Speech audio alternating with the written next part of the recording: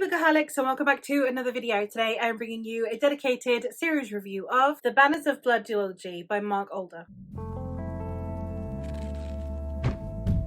The Banners of Blood duology is a historical fantasy that consists of Son of the Morning and Son of the Night. This series is set during the 100 Years' War. We are under King Edward III and he is losing. He is losing his battle against France because France can call down angels to aid them in their war effort. Edward should be able to do the same, but he is seemingly not able to do so. So when a young ethereal boy who seems to have connections with darker forces is presented before the king, he may need to resort to the aid of the forces of hell. This is a story that has a lot of different layers to it in terms of what genre and what the focus of the story is. On the one hand, we have a very solid historical fiction about the 100 Years' War. It's that simple. It's a really good historical fiction series. It's a bit dude bro. It's a bit typically masculine in its presentation. We've seen a lot of historical fictions in this style before. The author is a historical fiction author, so he clearly knew his stuff here, and I think that that was handled really well. I think that the historical accuracy and authenticity of the time period were handled immaculately. We have obviously the beats of here are big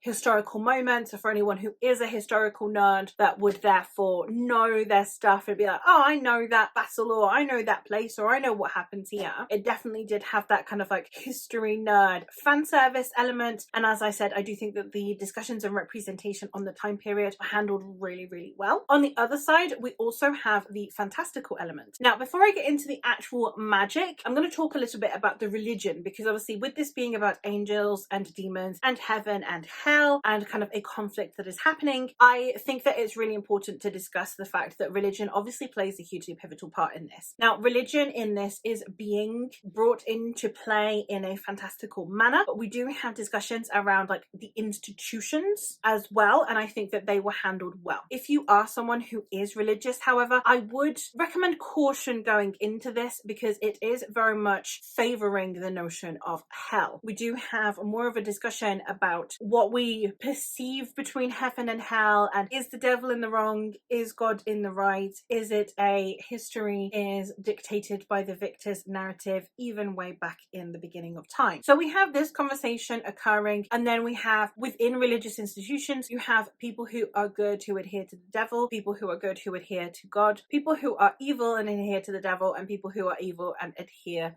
to God. So we have a lot of conversations around both the divine and then the human nature when it comes to religion, and I think that that discussion was also handled rather well. The downside to this series to me, aside from it being, as I said, very masculine, which is not really my thing, is the fantasy, because this is pitched as an epic fantasy and it's not. If you're going into this and you think, oh, I'm going to get an epic fantasy that is set during the 100 Years' War, not really. The fantasy is literally only the divine section. So it's the 100 Years' War, but we have angels and demons involved as well. The fantastical elements don't really go any further than that. So if you are normally a fantasy reader and you're not much of a historical fiction reader, this is not for you. This is a historical fiction that had to be categorized as fantasy because it has some magical elements to it, as opposed to it being a fantasy on a historical backdrop. It depends on what you are looking for in your historical fantasy. Now, for me personally, I really like a balance of the two. I really like ones that have a really good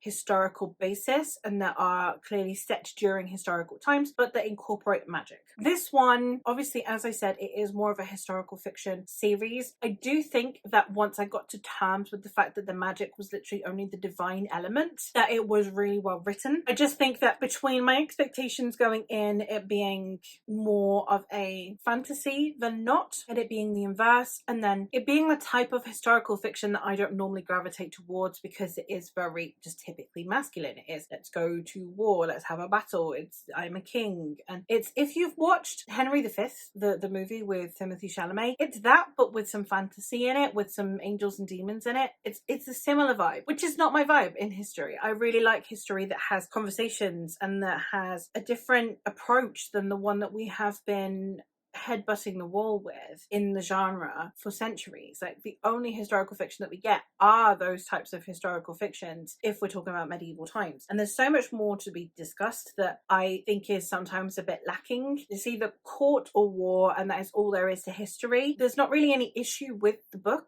It's more just my personal preferences within historical fiction. And this is one that I have to consider more as historical fiction than I can as fantasy. With that in mind, if you are a fan of historical fiction, I think that this would be for you, because it's just more about the actual history of the world and you're not fussed about it having fantastical elements. But if you are a fantasy fan and you're not fussed about historical fiction, then this just isn't for you. It's not one that I would recommend that you check out because you're not his target audience.